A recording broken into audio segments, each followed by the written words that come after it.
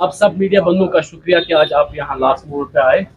आज कुछ इम्पोर्टेंट चीज़ों पे डिस्कस करने के लिए जो हमारे साथ मौजूद है पार्टी के स्पोक्स पर्सन हमारे अल्ताफ ठाकुर साहब, उनके एक्सट्रीम में जो है हमारे साहिल बशीर साहब जो कि भारतीय जनता पार्टी के स्टेट स्पोक्स पर्सन है, और मेरे राइट साइड में जो है मंजूर साहब जो कि भारतीय जनता पार्टी के स्टेट स्पोक्स पर्सन है।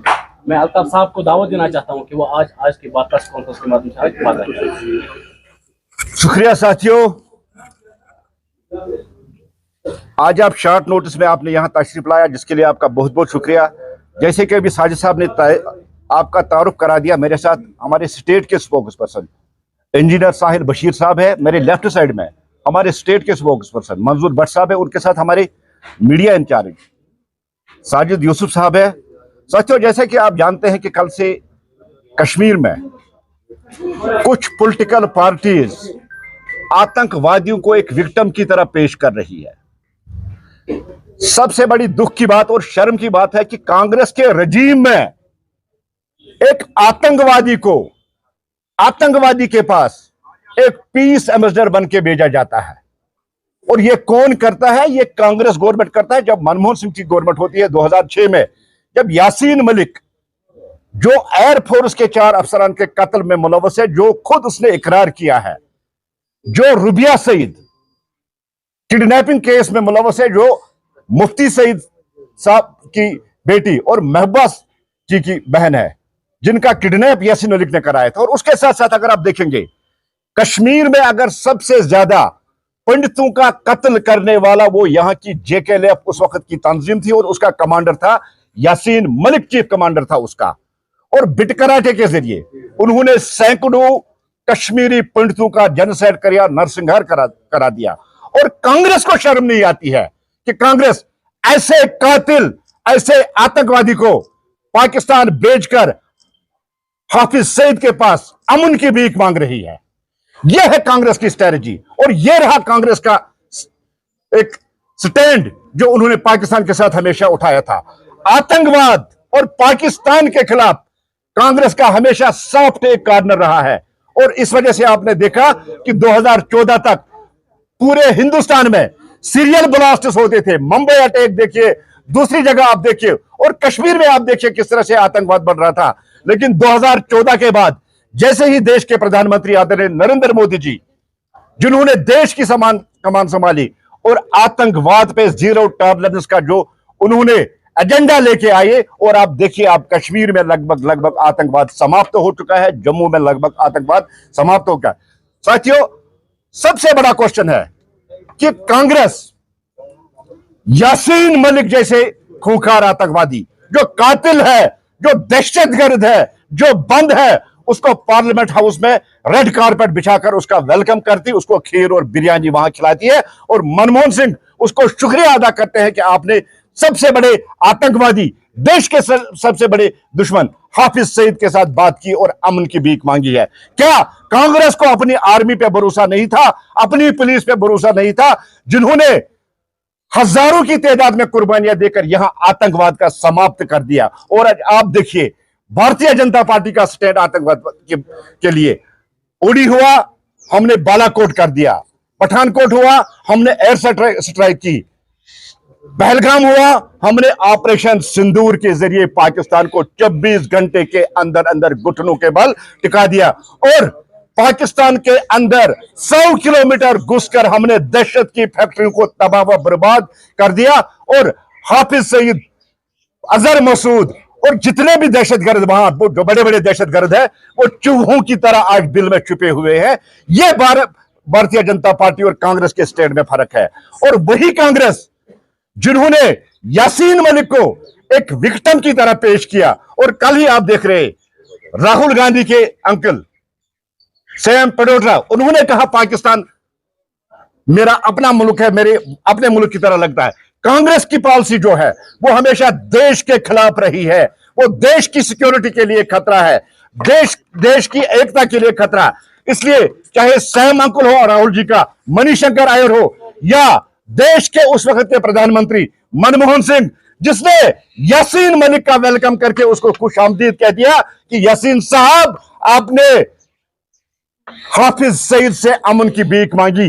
क्या इतना कमजोर हिंदुस्तान को वो समझ रहे थे कि उनको एक आतंकवादी के पास पीस का एम्बेसडर बनकर उन्होंने उसको भेजा है। और आप देखिए यहां की रीजनल पार्टीज कल से यासीन मलिक को एक विक्टिम की तरह पेश करें, जैसे वो मजलूम है, उसने कुछ किया नहीं।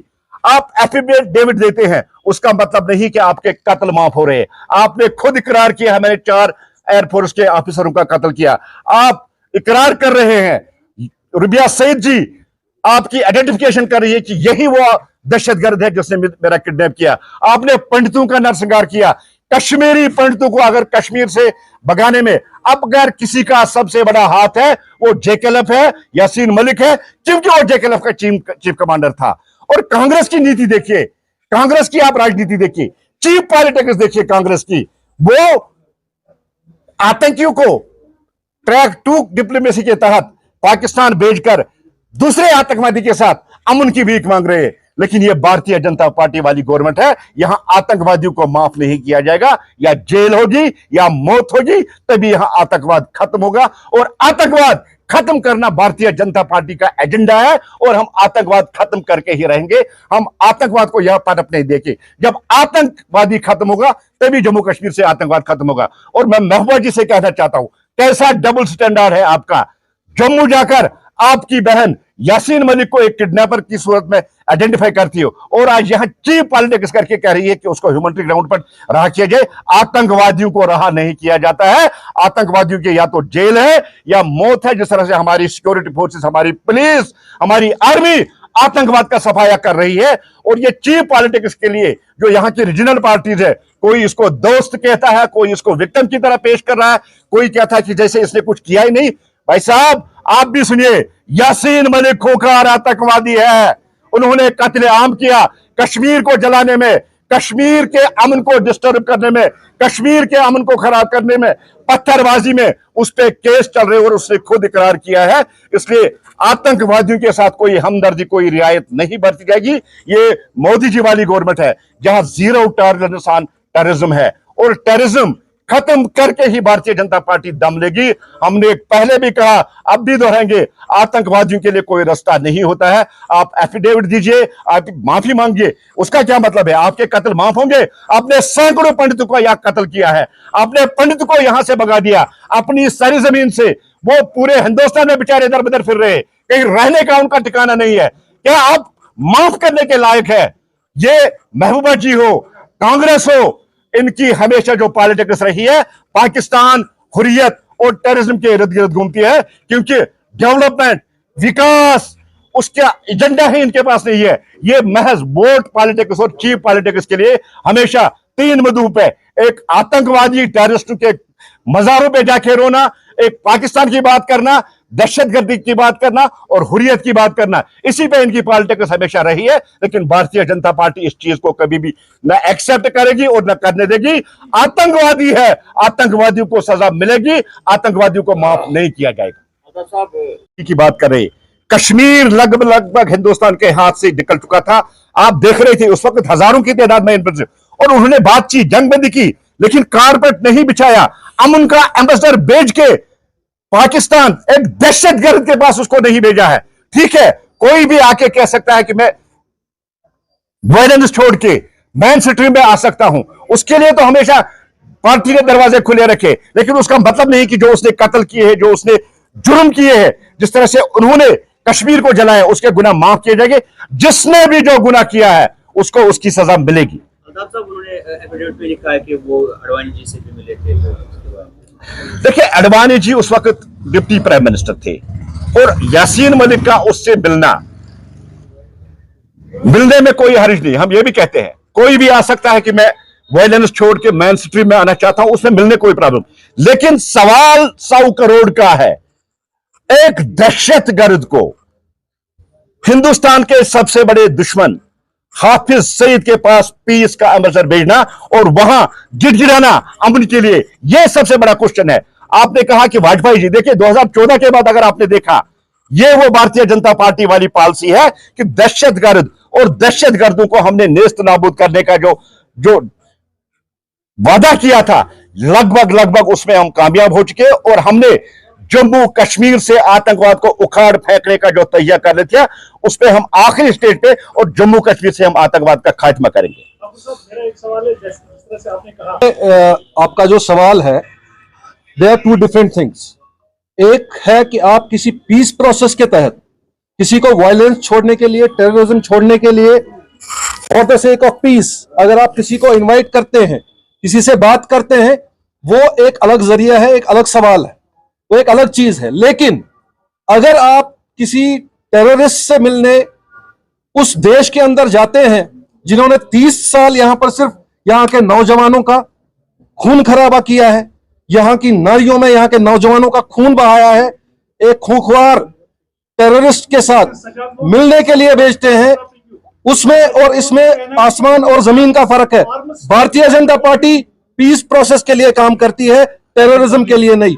कांग्रेस ने जो इनिशिएटिव लिया टेररिज्म के लिए लिया, हमने जो इनिशिएटिव लेना था हमने पीस प्रोसेस के लिए लिया। मैं आपका एक क्वेश्चन आपका रह गया है कि भारतीय जनता पार्टी में सबसे ज्यादा आतंकवादी है। संजय सिंह जी का जो बयान है, जो स्टेटमेंट है, गलत है, बिल्कुल गलत है, इल्जाम है। जिन जिन लोगों का उन्होंने नाम लिया है, उन्होंने एंटी मिलिटेंसी काम की है।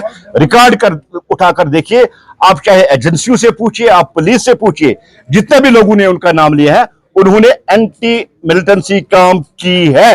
वो कोई मिलिटेंट नहीं रहे हैं। अभी मुझे लगता है कि मोहम्मद इशरफ आजाद साहब, उनका अभी एक स्टेटमेंट आने वाला है 4 या 5 मिनट में। वो डिफेमेशन केस के लिए संजय सिंह को ले रहे हैं, और जितने भी लोगों का उन्होंने नाम लिया, उन्होंने एंटी मिलिटेंसी काम किया, वो कभी मिलिटेंट रहे नहीं। Thank you sir.